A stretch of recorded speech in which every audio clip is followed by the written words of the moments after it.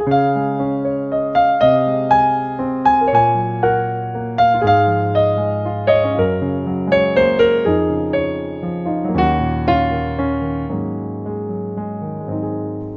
muda yang dikasihi Tuhan Yesus Kristus, selamat berjumpa kembali di dalam program Pencari Kristus.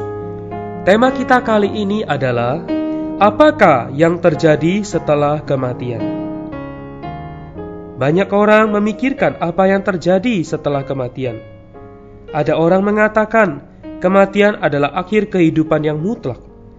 Sebab itu mereka menempuh kehidupan ini tanpa rasa takut akan konsekuensi perbuatan mereka. Sedangkan yang lain mengatakan, setelah kematian akan ada penghakiman. Karena itu orang harus bersiap dengan menempuh kehidupan yang tepat pada hari ini. Sobat muda, Alkitab memberitahu kita bahwa Allah itu ada. Dan ada pula hayat selain hidup jasmani kita di dalam ruang fisik yang dapat kita lihat sekarang. Yang dapat kita lihat itu sementara, dan yang diciptakan oleh Allah yang tidak dapat terlihat. Allah yang kekal dan tidak terlihat, yang menciptakan benda-benda yang terlihat, termasuk bumi, pohon, binatang, dan umat manusia adalah untuk satu tujuan. Sebagaimana Allah ada di dalam kekekalan, demikian juga ada kehidupan setelah kematian, yang ditentukan oleh penghakiman Allah. Juga adalah setelah ruang lingkup yang terlihat sekarang ini. Sobat muda, orang-orang yang menggenapi tujuan penciptaan Allah, yaitu orang-orang yang percaya bahwa Kristus telah mati untuk dosa-dosa mereka. Kristus juga bangkit untuk pembenaran mereka, dan mereka menerima Allah ke dalam mereka untuk menjadi satu dengannya dan akan beserta dengan Allah, esa dengan Allah, dan memerintah bersama dengan Allah atas seluruh bumi. Inilah kemungkinan yang terbaik yang dapat terjadi pada seseorang sesudah ia mati. Orang yang tanpa Allah hari ini akan terpisah dari Allah yang pengasih sampai selama-lamanya. Mereka akan menderita penghukuman di lautan api, karena dibakar bersama iblis dan malaikat-malaikatnya yang jatuh. Lautan api bukan disediakan untuk manusia, melainkan untuk iblis dan malaikat-malaikatnya. Namun, seluruh umat manusia menjadi satu dengan iblis sebagai akibat kejatuhan Adam. Karena sebagian orang tidak berpaling kepada Allah, walaupun sering diperingatkan dan diberi kesempatan, Allah akan melepaskan mereka untuk menempuh masa kekekalan bersama iblis dan mengambil bagian dalam siksaan yang dideritanya. Inilah bagian yang paling buruk dari hidup setelah mati. Sobat muda, untuk menempuh hidup yang mempersiapkan kita menghadapi penghakiman yang akan datang, pertama-tama kita harus menemukan perkara apakah yang menentukan kita supaya kita menerima pahala, dan perkara apakah yang menentukan bahwa kita tidak akan diperkenan. Banyak orang memiliki konsep yang salah, mengira orang yang berbuat baik selama hidupnya di bumi akan masuk ke surga, sedangkan orang yang berbuat jahat akan masuk ke neraka. Konsep ini tidak sesuai dengan Alkitab. Jika kita membaca dua tipe dalam kehidupan setelah mati itu dengan cermat, kita akan melihat suatu perbedaan.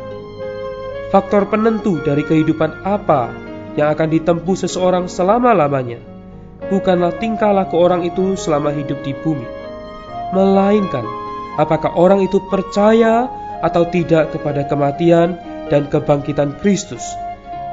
Meskipun manusia diciptakan oleh Allah untuk menerimanya, manusia masih diberi kebebasan untuk memilih. Entahkah mereka menerima Allah sebagai hayat atau menerima iblis.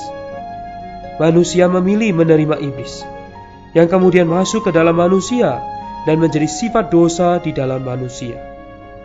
Manusia menjadi orang dosa dalam susunannya, dan penuh dengan dosa-dosa dalam perbuatannya. Kini, di dalam manusia ada satu unsur yang menyukai ketidakadilan dan membenci keadilan, menyukai dosa dan kegelapan dan membenci terang.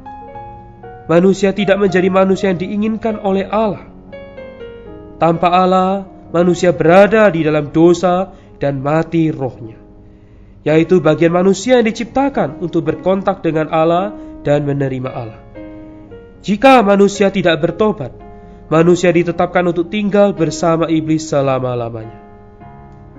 Sobat muda, tetapi Allah yang kaya akan rahmat, karena kasih-Nya yang besar terhadap manusia, tidak rela melihat manusia ciptaannya menjadi korban iblis dan berakhir di dalam lautan api bersamanya.